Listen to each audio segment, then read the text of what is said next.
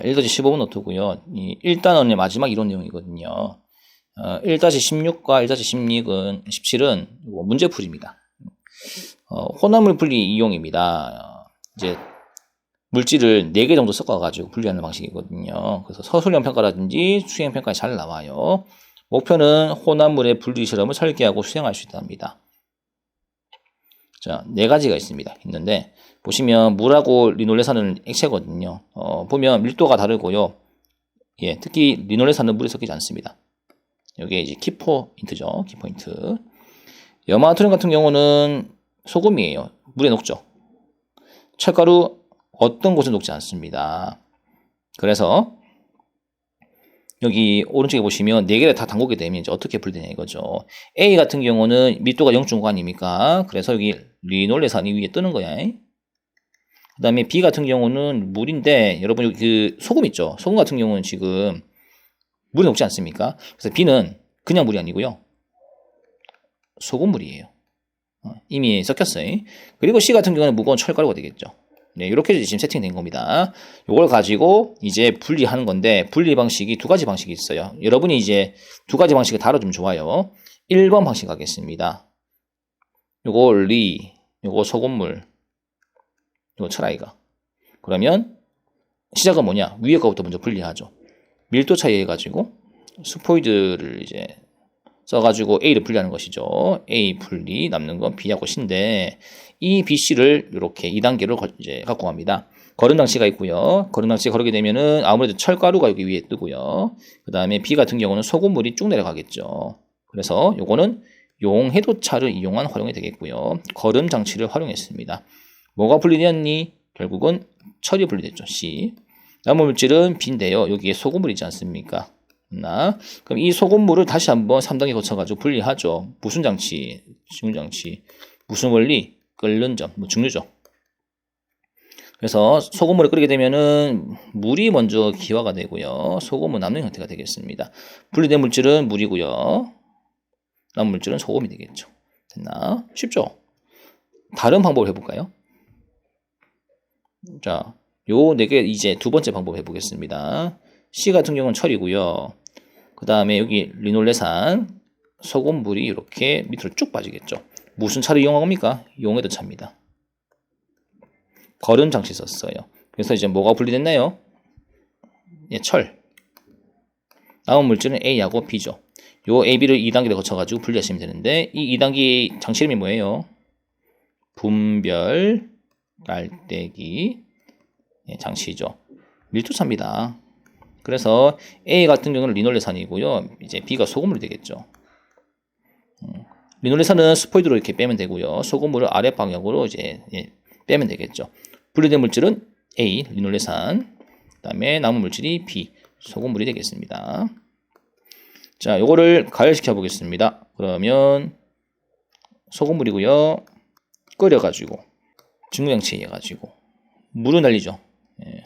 물 날리고 남은 거 소금이 되겠죠. 그죠?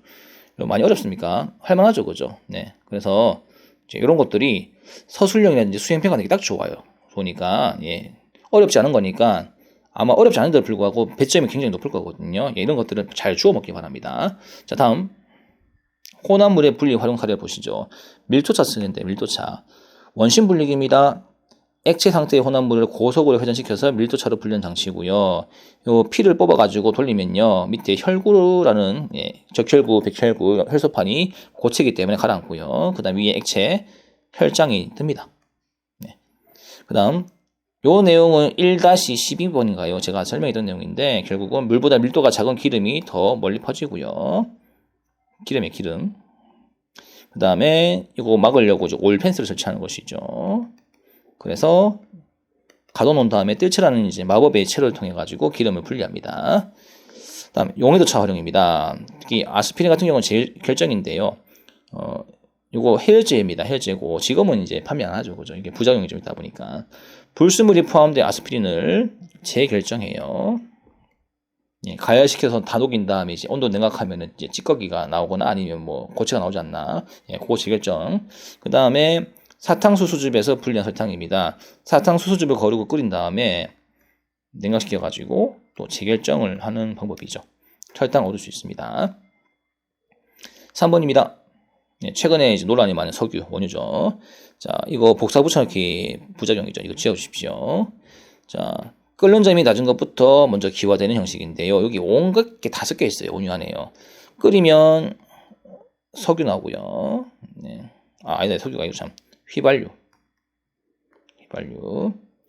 그 다음에 뭐 보시면 나프타 이런 게 나오거든요. 나프타 뭐 그 다음에 등유, 경유, 중유 이런 게 나오는데 층마다 나오는 것들이 정해져 있어요. 예. 무슨 얘기냐? 원유는 처음부터 혼합물이었습니다. 끓여가지고 분리하는 것이죠. 다음, 나 같은 경우는 질소와 산소 분리인데요. 예를 들면은 여기 질소의 끓는 점인데 질소는 끓는 점이 영하 196도거든요. 즉 액체와 기체가 공존하는 구간입니다. 그다음 산소 같은 경우도 액체와 기체가 공존하는 구간인데 여기 박스를 이렇게 쳐놓고 처음에 이 기체를 영하 200도까지 냉각시켜요. 그러면 상태가 질소도 액체고요. 산소도 액체거든요. 그런데 여기 영하 196도 이상이 되면 어떤 일이 벌어지냐? 질소 같은 경우는 기체가 되거든요. 하지만 산소 같은 경우는 여전히 액체 상태입니다.